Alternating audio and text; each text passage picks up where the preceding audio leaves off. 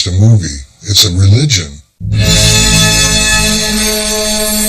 1977. America is bruised after the Vietnam War. The nation needs something to rally behind. One young filmmaker has an answer. Star Wars: A New Hope is born.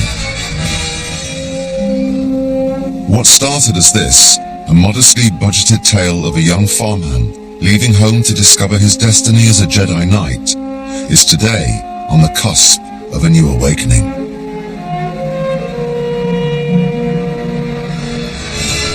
With excitement surrounding the latest film, The Force Awakens, at fever pitch, 38 years on, one man's space fantasy has mushroomed into a multi-billion-pound phenomenon. Star Wars is kind of like nothing that we'd ever seen before. It's the fairy tale of our time. Oh, come on! There's been an awakening. With an estimated budget of $200 million, Episode 7, The Force Awakens, is almost upon us. The trailer alone has been viewed over 100 million times. Have you felt it? But how did the Star Wars story begin? We'll be meeting those people who were behind the camera and helped shape this universe back in the mid-70s. We're not allowed the luxury of any thought of we're not going to be able to do this. The money was really tight. C-3PO was constantly falling to bits. Fox was considering replacing George. It was a psychodrama. We go back in time to tell a definitive history of Star Wars.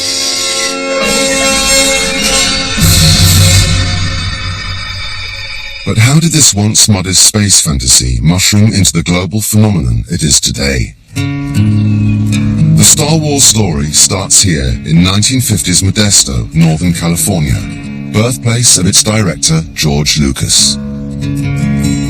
Famously, of course, Luke Skywalker says in Star Wars of Tatooine, his home planet, if there is a bright center to the universe, this is the place furthest from it. You can almost feel the sense of Lucas's hometown in the way Luke Skywalker feels about his home planet. Well, if there's a bright center to the universe, you're on the planet that it's farthest from. And George could very well have said that of Modesto. He was not very social. He was very much a loner. If you looked at him, you would never imagine he would become the mogul, the opinion maker that he became. Like most kids who grew up in the 1950s, he was glued to his black and white television. He was also an omniscient devourer of comic books. And I think the comic book mentality is really a lot of what ended up in Star Wars. You can almost see scenes from the film as panels in a comic book, with the zap, pow, bam that comes along with the Star Wars legend.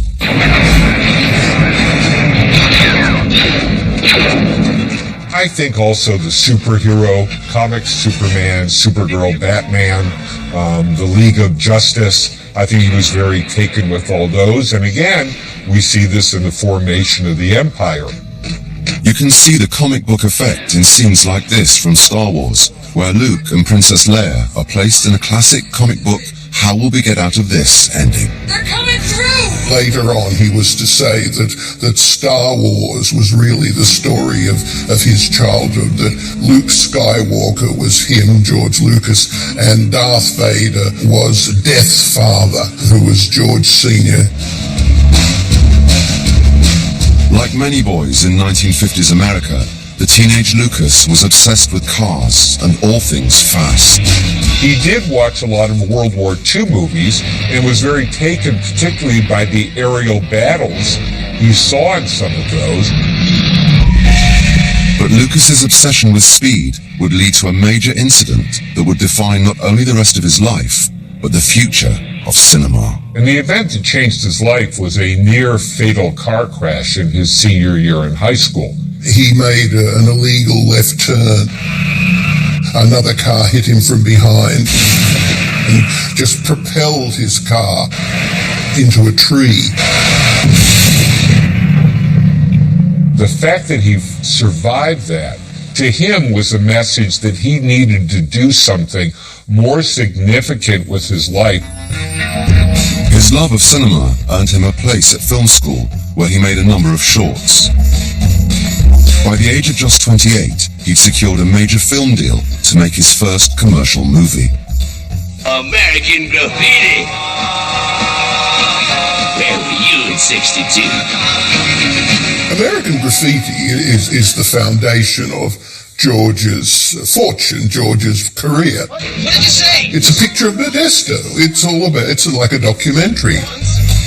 With American Graffiti an unexpected box office hit, the young Lucas suddenly found himself with time and money on his hands.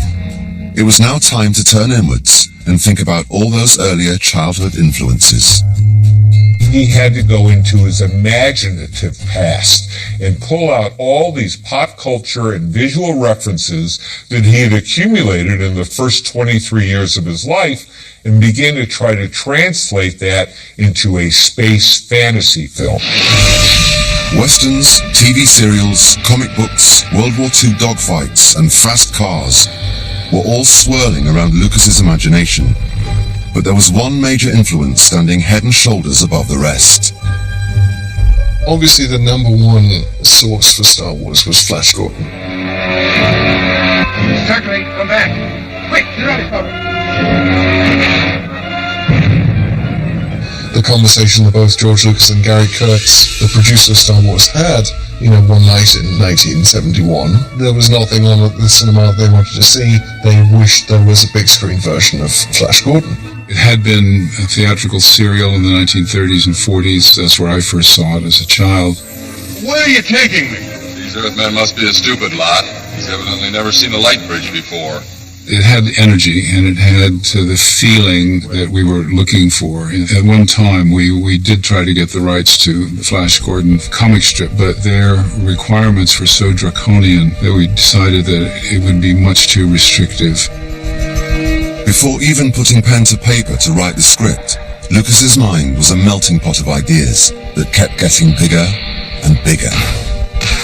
The first film is this incredible mishmash of westerns and Flash Gordon and World War II bomber mission movies, and it's got kind of Arthurian mythology going on in there, but somehow it's smoothed over.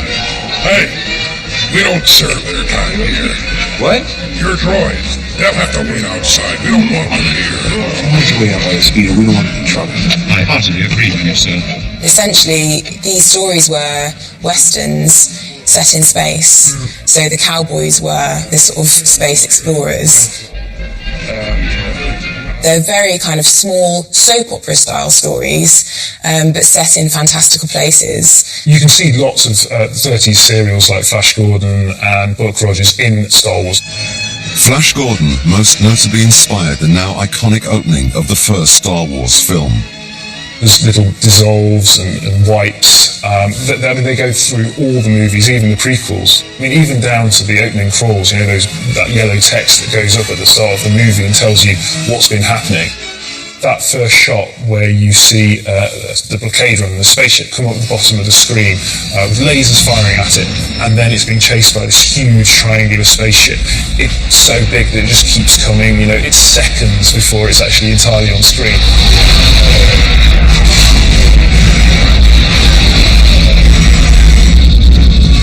From that moment, everyone's thinking, this is like nothing I've ever seen before.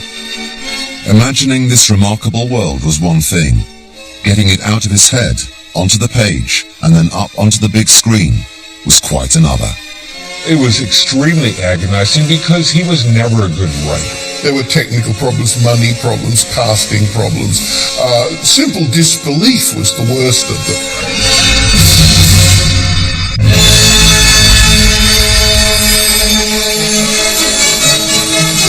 As the new film has even its stars tripping over themselves with excitement, back in the early 70s, this now familiar galaxy was still far, far away from what it is today. Little did Lucas know that it would be the struggle to realize this universe that made it the enormous multi-billion-pound success story it was to become. He had real problems getting this bizarre story set in the future and also kind of in the past, and making these worlds come real. I have to say, in defense of all of those people that we showed it to, that the script was not an easy read. It was very convoluted. You had to use your imagination very carefully. With a whole group of character names, planet names, and oddities, I can see somebody from the outside scratching their head a bit about it. As Lucas struggled to create his universe, many of the film's most famous characters were not how we know them today. Luke Starkiller, as he was in the first draft, was an old man. You know, Han Solo was a green alien, and R2-D2 talks in the first draft. Like with any creative process, the characters really change in the making of it. You know, 3PO was supposed to be an oily used car salesman. Lucas can't find anyone better than Anthony Daniels to do his voice. So he becomes a prissy English butler. Vaporators. Sir, my first job was programming binary load lifters, very similar to your vaporators in most respects. Can you speak Bocce? Of course I can, sir. It's like a second language to me. With all the major studios confused as to what his vision actually was, Kurtz and Lucas turned to the help of conceptual artist Ralph McQuarrie. Ralph McQuarrie, hugely influential in the history of Star Wars, the ultimate concept designer that Lucas could have found. You know, came up with a lot of the look and the feel of it. For me, he did a lot more than just kind of design the movie. I think he kind of told the story in part as well. We could only afford for him to do 5 drawings to begin with, and he's the one that came up with the look of some of the characters. To give you an example, George's brief for the Stormtroopers was basically, I think all he said to him was, I need these kind of scary, skeleton-like space soldiers. That was it. So we end up with these Stormtroopers, these kind of super iconic, you know, space soldiers that we all know now. Initially, he was just kind of commissioned to do several paintings just to sort of show the board at 20th Century Fox and help get the movie greenlit. And those 5 drawings helped to convince Fox to do the film. But even with the studio on board, they were forced to bankroll the project themselves. I don't think that the studio felt very positive about the pictures. I don't know how he did it. 20th Century Fox gave us such a hard time about money, about time, about everything. The first thing to get right was the cast, and whilst it's hard to imagine anyone else playing Han, Luke or Leia, the actors we know and love today weren't a foregone conclusion. Open auditions were held. We had hundreds and hundreds. It went on for 2 weeks. And a few good people came out of this. One was Christopher Walken. Christopher Walken was Lucas's first casting for Han Solo. I know Jodie Foster was a potential Princess Leia at one point, one that Carrie Fisher always feared she was going to be replaced by. Harrison Ford had appeared in American Graffiti, but then hadn't got much more work and had gone back to being a carpenter. And Lucas literally hired him away from a house he was working on and talked him into doing this film. He did not really want to do this, didn't think it was his strength. Can't get out that way. Looks like you managed to cut off our only escape route. These were the core unknown actors who would translate Lucas's script into some of the most iconic cinema characters there's ever been. Star Wars has possibly more memorable characters than any other movie franchise I can think of. I mean, Luke Skywalker, the hero, the boy who kind of comes from nowhere to save the universe. Han Solo, hero who doesn't really want to be a hero and doesn't even realise he's a hero, you know, the ultimate rogue. I would say that's the character that came the least out of Lucas's background. This was a movie character. He wanted a swashbuckling hero. He modeled him on Errol Flynn.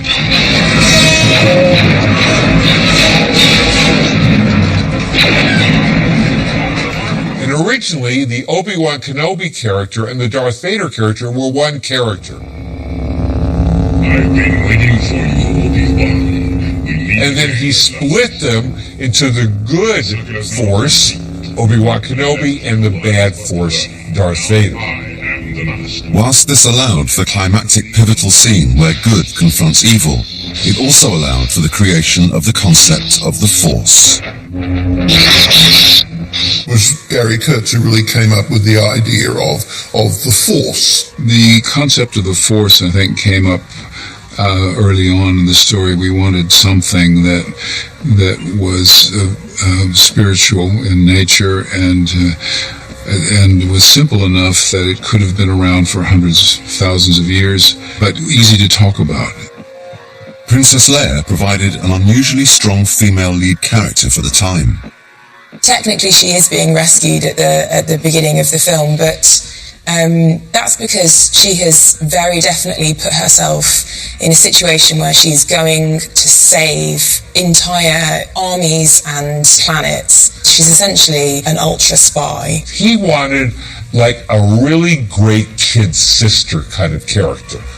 And so he wanted someone who would be tough and yet funny. And so tough-talking Leia with that hairstyle was born. Governor Tarkin, I should have expected to find you holding Vader's leash. I recognized your foul stench when I was brought on board. But the major casting decision was to make 2 robots, or droids, the lead characters of the movie.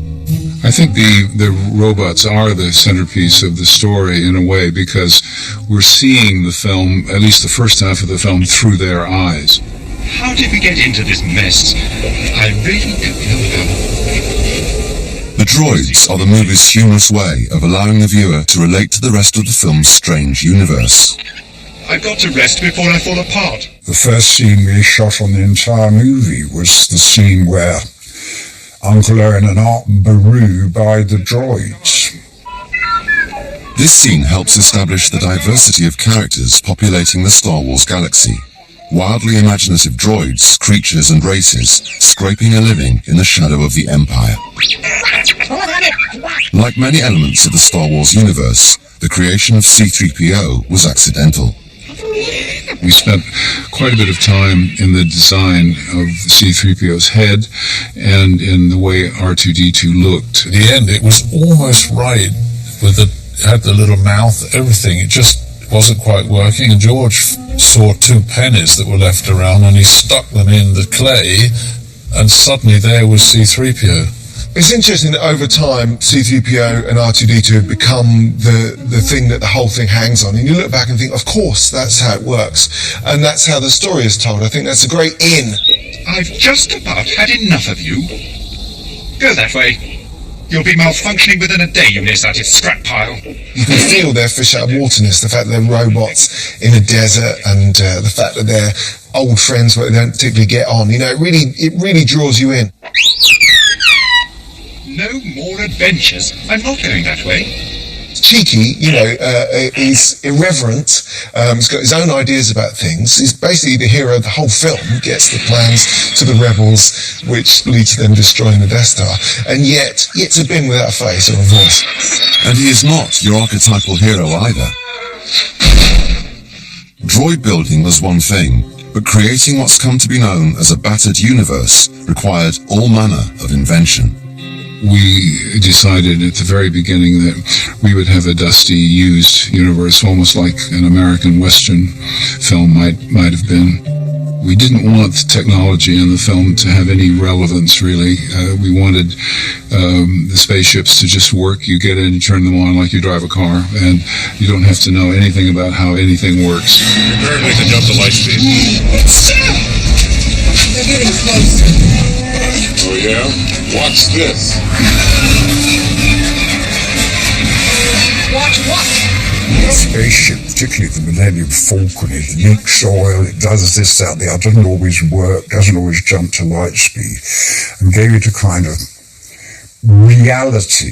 Things are dirty and old. They don't say, oh, look at this world. Everything is assumed. Oh, I've got to go and clean up the droids. Because, you know, Luke's a farmer, for goodness sake. So that's a brilliant touch.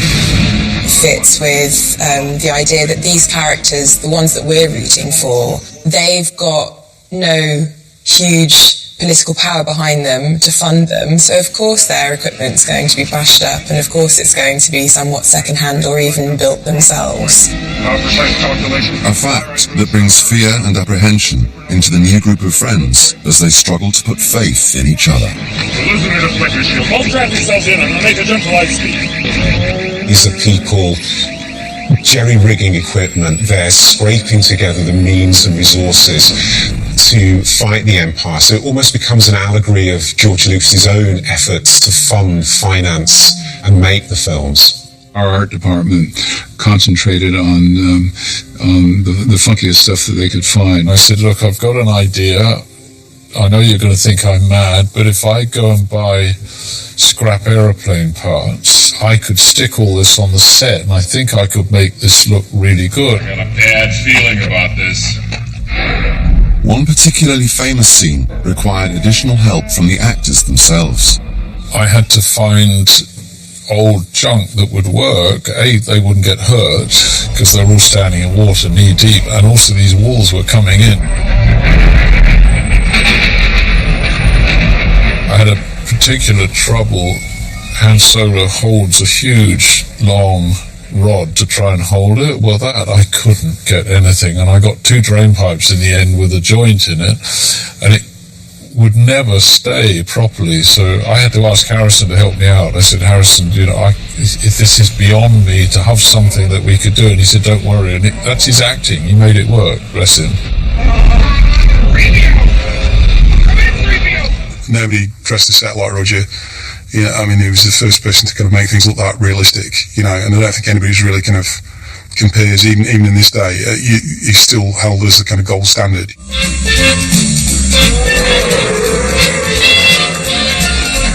I mean, I made the instruments out of scrap. We just put stuff together out of anything I could find that would look right. We put all that together. Yeah, but this time I've got the money. And then George was always on about Han Solo being a cowboy, so I found the Mauser. I just loved the look of this gun, and I stuck things on the front, stuck another sight on that. I didn't tell them what I was doing. I said, you better call George over here, because I thought, this is the moment now. I'm going to get fired, or I'm on the right track. George came, looked, just loved them. The brilliance of Star Wars that came along with this used universe concept, where the costumes are dirty and the land speeder is beaten up. We got the land speeder mocked up. First one was too big, and George came in and said, imagine this is a kid. He's a young kid, Luke, living on a planet. He'd have a little sports car, an old one that's banged up. R2-D2, C-3PO, Obi-Wan, they were all in it, Luke. And George said, no, they'll have to stick and hang out the sides like it would happen in reality. These aren't the droids you're looking for. These aren't the droids we're looking for. He can go about his business. I mean, just look at Luke's land speeder. Here's something that, previous to this, would probably have been silver. If you look at it really closely, you can see weld marks where part has been pulled off and then welded back on again. And that's all just kind of throwaway stuff that you don't necessarily even notice. I mean, 90% of the people that go and see Star Wars won't even realise that that's the case. But, subconsciously you're picking up on it and you're just kind of being convinced by it, and you're not quite sure how the magic trick is done.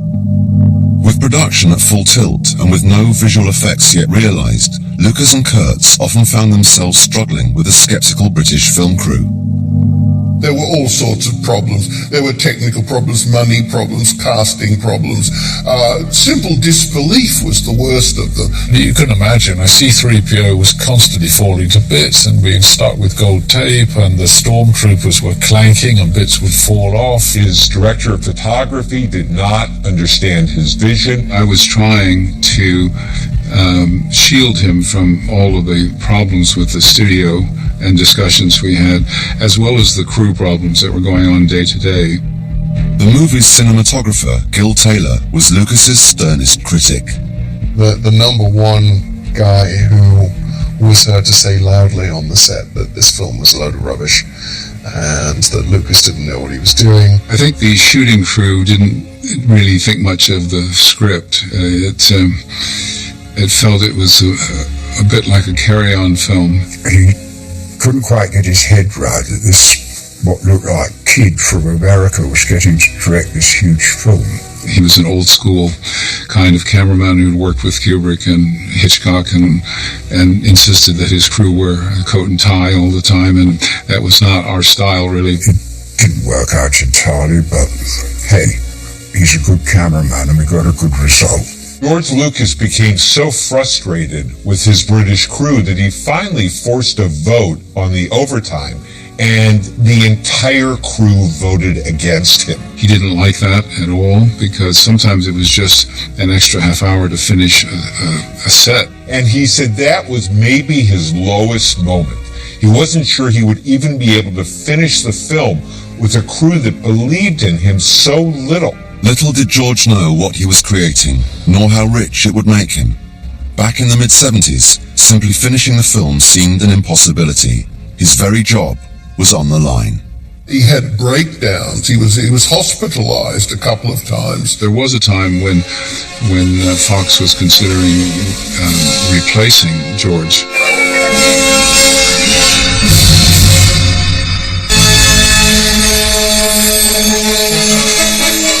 With the film in the can and the movie's premiere only a matter of weeks away, Lucas decided to hold a preview screening for some fellow directors.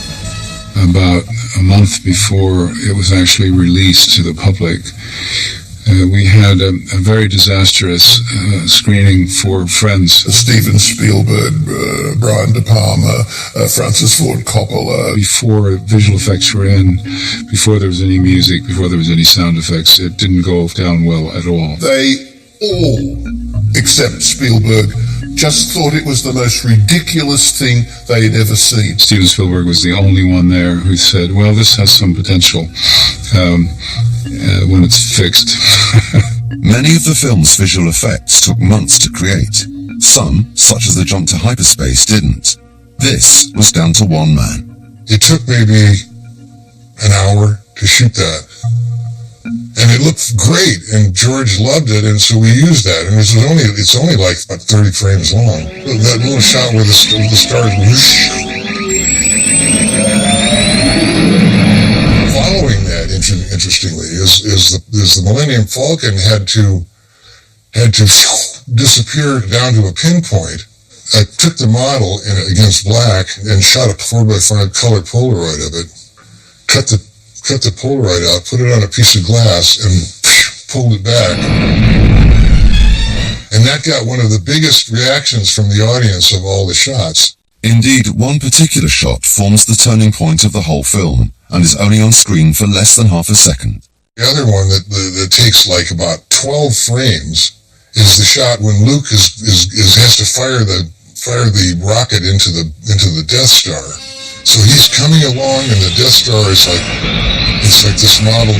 It's about 40 feet long. You can see the sides of the Death Star racing by, and he's down low in the trench.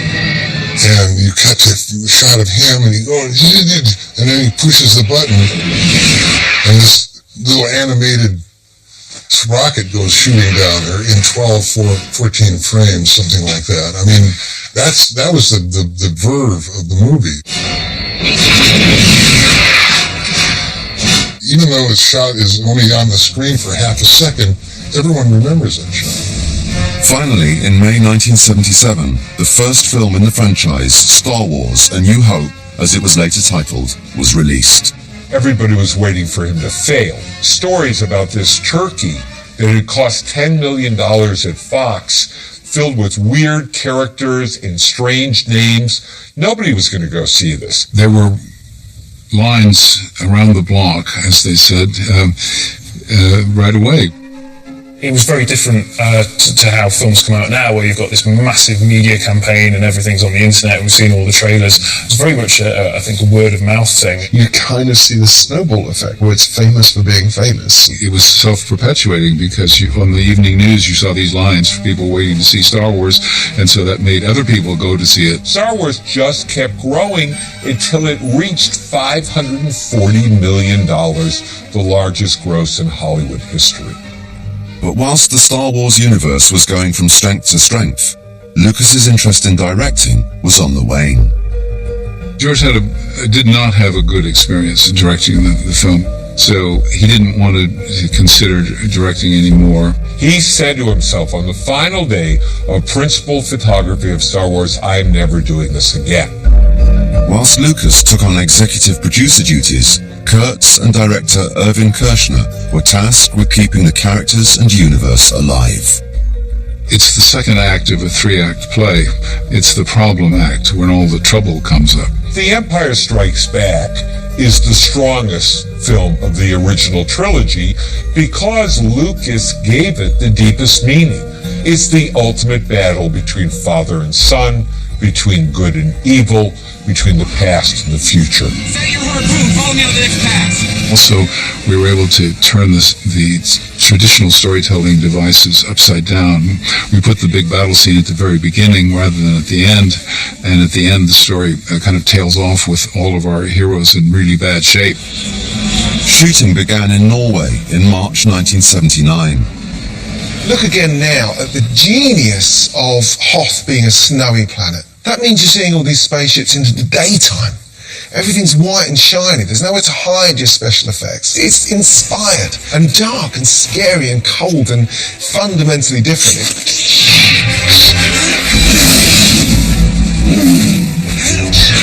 A lot darker, a lot more sort of vivid on the screen. You know, the colours are much more interesting. The lighting's a lot more interesting. We spend time on Dagobah. We get a wonderful misty aura to it. It was in this moody setting that we first met one of Lucas's most successful creations. Well, Yoda was an interesting character because he was completely different to anything before. They had so many variations of that puppet, and it kept breaking down all the time on the set. They had spent, I think, a month just shooting those Dagobah scenes. But Dagobah held a surprise for the audience, and it wasn't just the mist. Being watched. Wait, would you weapon? I mean you no harm. It seems to be the moment with the appearance of Yoda when the whole Muppet nonsense begins to take over the Star Wars universe. Yoda was one of the most successful characters ever introduced in any sequel ever. I mean, it's such a tremendous way to advance the narrative. The unlikely-looking Yoda turned out to have powerful connections with Luke's past, and provided much-needed narrative connections with the first film, helping to drive home the concept of the Force yet again. Like his father. Was I any different when you taught me? There's a lot of frustration involved in working with puppets. For Yoda to work, the audience had to believe he was a real creature. That was probably the most difficult part of the film. So I had to take care in lighting him so he looked real. Another character who made his debut in The Empire Strikes Back was Boba Fett. At first, he looks just like a supporting artist. You may take Captain Solo to Jabba the Hutt after I have Skywalker. He's no good to me dead. But after only a few lines, he became a cult favorite. Boba Fett turns up at the very end. He's a bounty hunter who goes in pursuit of Han Solo, and you never see his face. He wears armor and everything. He's all yours, bounty hunter. Despite having little to do on screen, Boba Fett became a sensation. Boba Fett was probably the most notorious bad guy on the universe ever. Being Boba Fett, I had to say, put Captain Solo in the cargo hold. And I remember I said, well, they can't hear me. Put Captain Solo in the cargo hold. Put Captain Solo in the cargo hold. All right, let's do it once again. Put Captain Cargo in the Solo... Oh, it's Captain Cargo.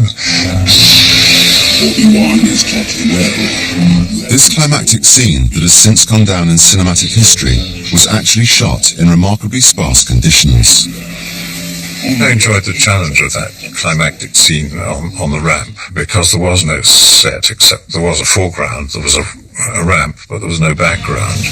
And I said to the production designer before that I could probably do something with smoke, steam, and some beams of light to create an atmosphere and to distract the audience from the fact that there was no background.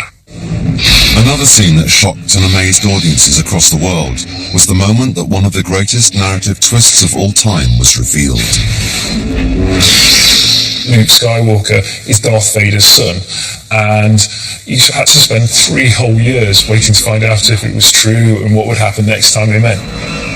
It was arguably this cliffhanger that fueled the success of Star Wars merchandising back in the early 80s. 2 films into the franchise, and Lucas's gamble on the merchandising potential of his characters was paying off. The financial success was on an intergalactic level.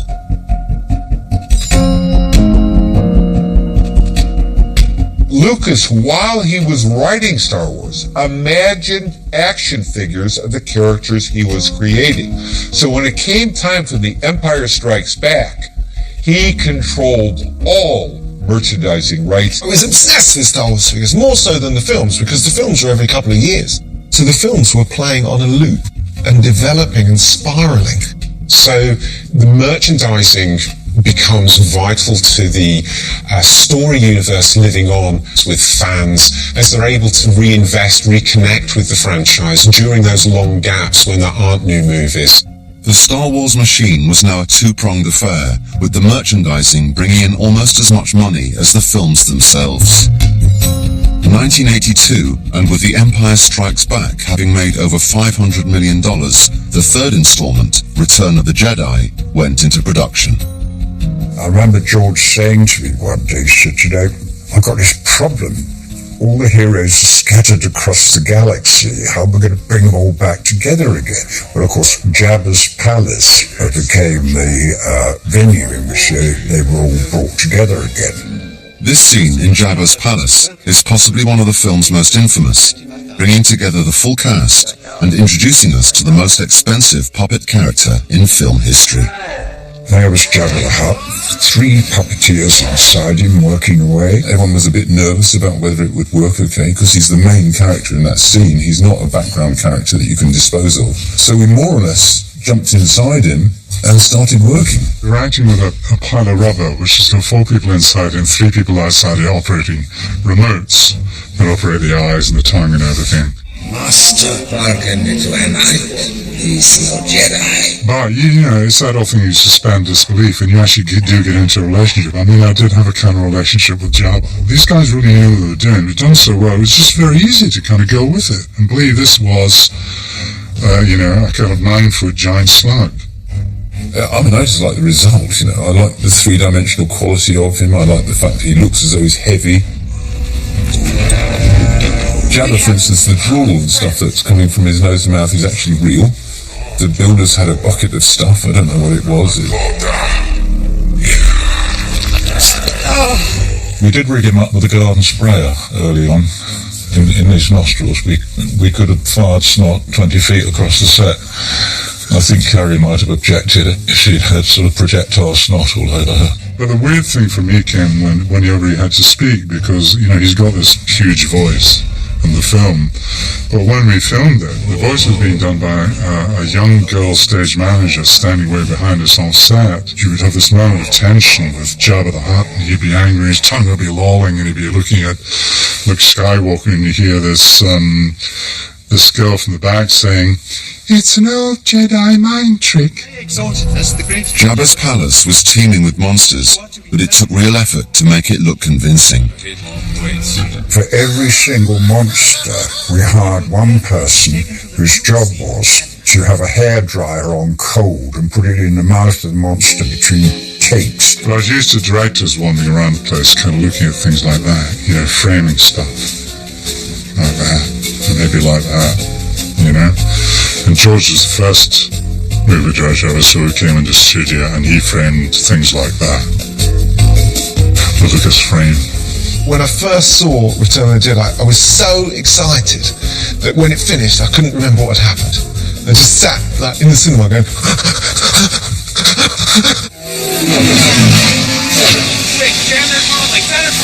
Then you get to Endor, speeder bike chase, possibly, arguably the finest action sequence in the whole series, and so thrilling.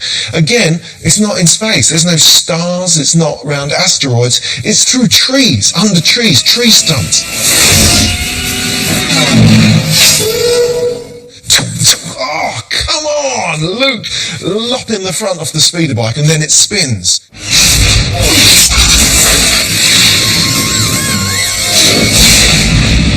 Think about that, the logic of that. Of course it spins because the steering's on the front. The sound design of those speeder bikes.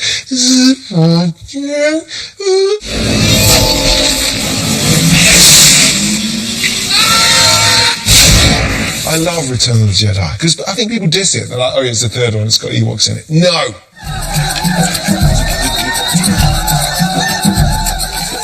Return of the Jedi was almost designed to close all those open loops.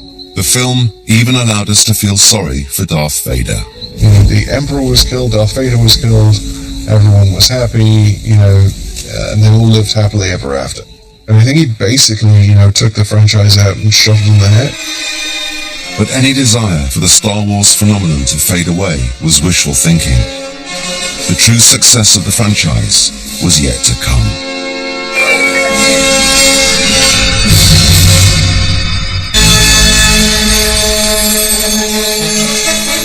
You was gonna run, did you?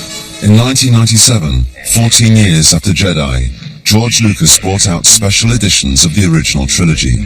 This was his chance to use the latest CGI technology to improve the visuals, such as seeing Jabba the Hutt moving independently for the first time. Lucas could also gauge how popular the franchise still was.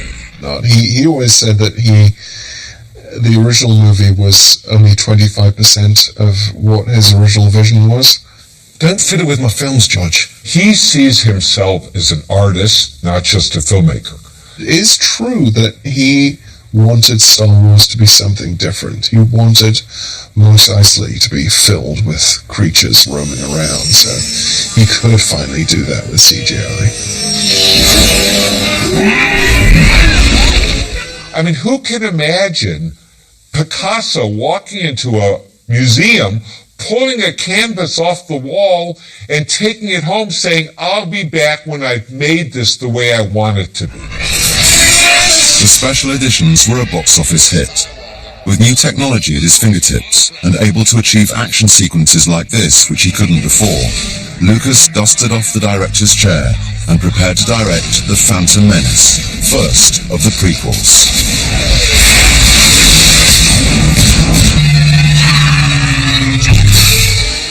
The prequels, the whole idea was that they would go back to the very beginning and find out how Anakin Skywalker became Darth Vader. When The Phantom Menace came out, it was still incredibly, I say still, it was as exciting for me.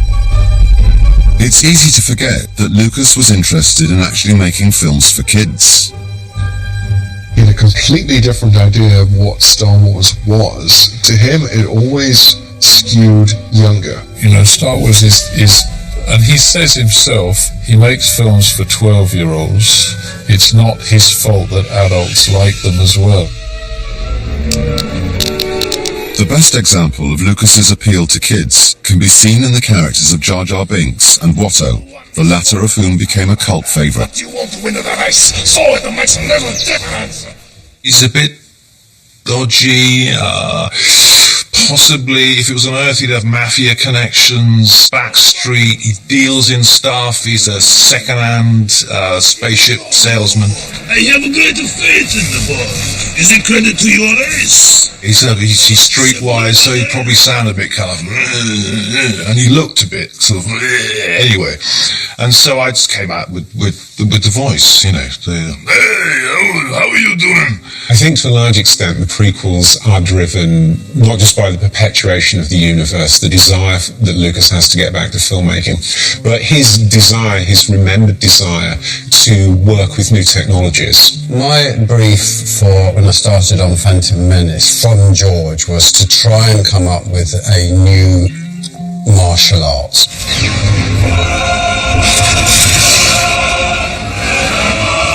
George would constantly peg me back on the violence. I'm a little more violent than he is.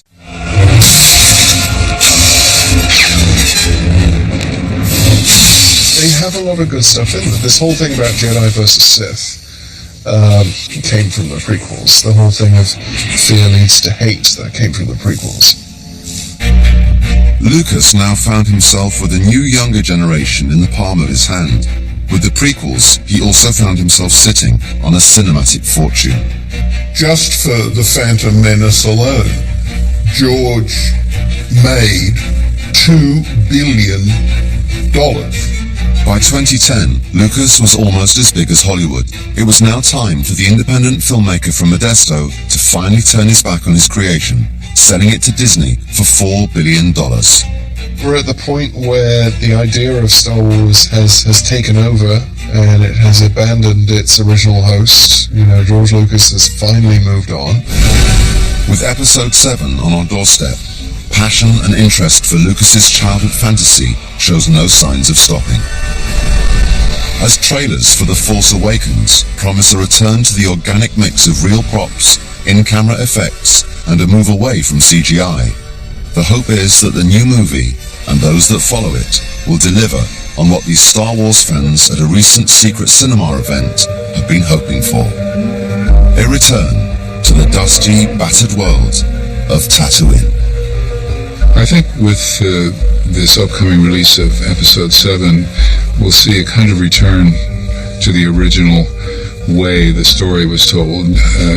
J.J. Abrams had said that he wanted to do this the way we did the originals. This was George's dogged creation to somehow pull this through when everything was against him. What we didn't know when we all embarked on Star Wars, that it was going to change all our lives, and it did. So I think he emerges as a singular figure in American film history. It will go down in the history of films as a major phenomenon. Whose work has lasted? What other directors of the 70s have a fan base now? Nobody. I don't think that there are many films that really pull together communities of people in that way. That kind of idea that you've found a universe of people that can understand how much you love the story. I mean, we have to give a shout out to The Force. The fact that Lucas could create basically a version of the concept of God, but put it in terms that even an atheist could get on board with. That's huge. You know, there's a new Star Wars film with Han Solo in it coming out. And, you know, for me at my age, and my kids are there to enjoy it, so it feels like it's just for me.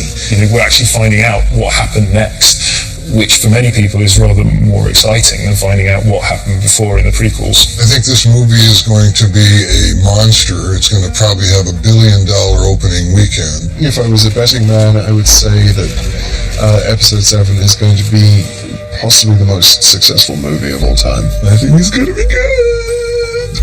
Time for a bonus, George.